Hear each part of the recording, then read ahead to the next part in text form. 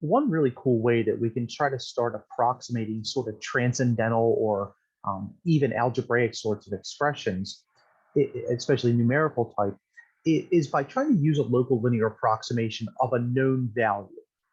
And that's what we're going to do in the next two examples is we're just going to go ahead and use something that we already know that's close to the value that we're trying to approximate, make a local linear approximation from that, and then use that linear approximation to be able to estimate the value of something that's not so nice. All right, so a really easy example, or at least conceptually, is square root of 98. Okay, now we don't know what that is off the top of our heads, but we do know the square root of 100. All right, so let's do this. Let's set up our function. And let's just make the square root of x the function that we're trying to linearly approximate. All right. And let's say that we want to try to make x naught equal to 100 in this case. All right, because that's what we're trying to approximate, or that's a value that we know. Right? Now we know that the square root of 100 is 10. All right, so that's actually going to be our y naught, because if we plug that into our function, that's what we're going to get out of that. And the goal is to approximate f at 98 by using a local linear approximation. All right, so we're going to find L of 98 at some point. All right, but for now, let's find the local linear approximation. And to do that, we're going to take the derivative. Okay, now to find the derivative, we have to recognize that this is x to the 1/2 power. So this is going to be 1/2 x to the minus 1/2. Or another way to write that is 1/2 roots of x. Now we're going to find the derivative about that point 100. So we can estimate the point 98. So f prime at 100 is pretty easy to find. That's going to be 1/2 roots of 100 or 1/20. All right, so this is our slope. All right, and we know x naught and we know y naught. So now we can get the local linear approximation for this. All right, so in this case, L of x is going to be equal to 1/20 x minus 100, so x minus x naught, and then plus 10 in this case. Okay. Now, this looks ugly because we get the 1/20th, but the good news is 100/20 is just going to be 5. So this is going to wind up being 1/20 x minus 5 plus 10. And we know negative 5 plus 10 is going to wind up being 5. So we end up with L of x being equal to 1/20 x plus 5. All right, so let's hold on to this, right? Because now we can go ahead and try to figure out what the local linear approximation of this value is. All right, so now we can go ahead and find L at 98. Okay, so that's going to be 1/20 of 98 plus 5. And we could just go ahead and stick that in our calculator. It's going to give us a really nice number. So we have 1/20. Right. We're going to multiply that by 98. And then we're going to add 5. All right, so we get 9.9.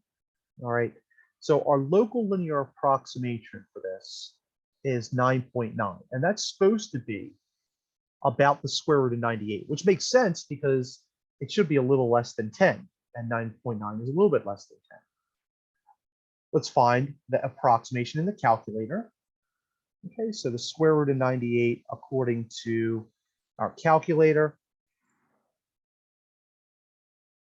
So let's just resize this. So we're going to go ahead and clear this out.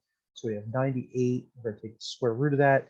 9.89949. I think it's into 5 decimal places. So 89949.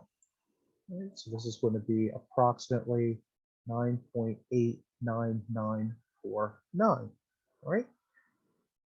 And now we can find the percent error, which, as you can see, is going to be really small. Okay, just because we have 9.9 as our approximate. And let's just say that this is the exact value, even though it's not the exact value.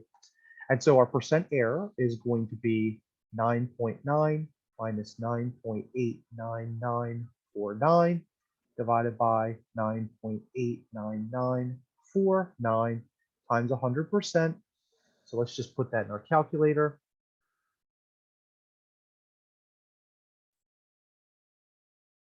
If I can drag it over, there it is. So we're going to take our 9.89949. Oops, that's the exact value. So we need 9.9 minus that value. So 9.89949. Right, and then we're just going to divide that by 9.89949. And then we're going to multiply that by 100, and we get 0.00515%. So that's going to be approximately 0.00515%. All right, so the good news is that we didn't really need a calculator to be able to estimate with pretty good precision 9.9. All right, or the square root of 98. We could just use this local linear approximation. It doesn't stop though with square roots. We can use local linear approximation for something like an exponential or logarithmic function. So this is one, again, that most of us don't off the top of our head know what the natural log of 1.04 is going to be. All right, so let's just do the exact same thing. Now, a nice value that we know that the natural log of 1 is 0. All right, so that's what you're always thinking. You're thinking of a number that's really nice, that's kind of close to what you're trying to approximate. So in this case, x naught is going to be 1, and y naught is going to be 0 in this case. And so what's the slope? Well, let's define our function f of x to be ln of x. And if we take the derivative of that, that's just 1 over x. And so we're going to substitute 1 back in, which is 1 over 1, which by advanced multivariable calculus is indeed 1. And so we have everything that we need to formulate the equation of a tangent line. It's going to be pretty easy. So L of x is going to be equal to our slope, which is 1, x minus x naught, which is 1, plus 0. Or in this case, our local linear approximation is going to be x minus 1. Now, the good news is we are trying to find the local linear approximation at 1.04. So L at 1.04 is going to be 1.04 minus 1, or 0.04. All right, so this is approximately the value of 1.04. But how close are we? All right, so this is part A. Right? So let's hang on to this. This is our approximate value.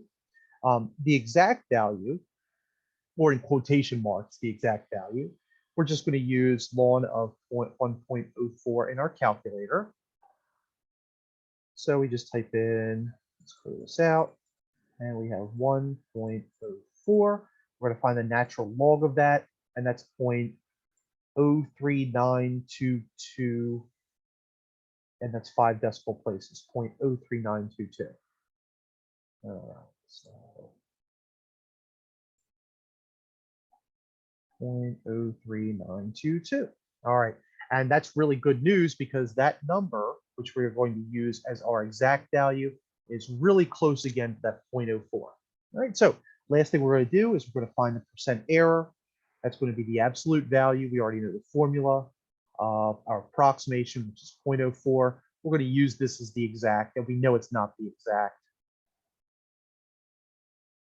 Divided by 0.03922 times 100%. All right, so we're going to go into our calculator. So we have in our calculator 0.04 minus 0.03922. And we're going to divide that by 0.03922. And we're going to multiply that by 100%. All right, and we get 1.98878 for our percent error. All right, so 1.98878%. All right, so this might be the biggest error that we've had so far. but in reality, 2%, especially if we're using a local linear approximation, isn't all that big for an error. All right, so hopefully you can see some uses for a local linear approximation. And of course, if we were to pick a number that was closer to 1, like 1.01 or something of that nature, our percent error would be even smaller than that. So our last topic that we're going to be looking at in the next few videos is going to be differentials. All right. In other words, how much does a function change overall from one point to the next? That's what we're going to be looking at next.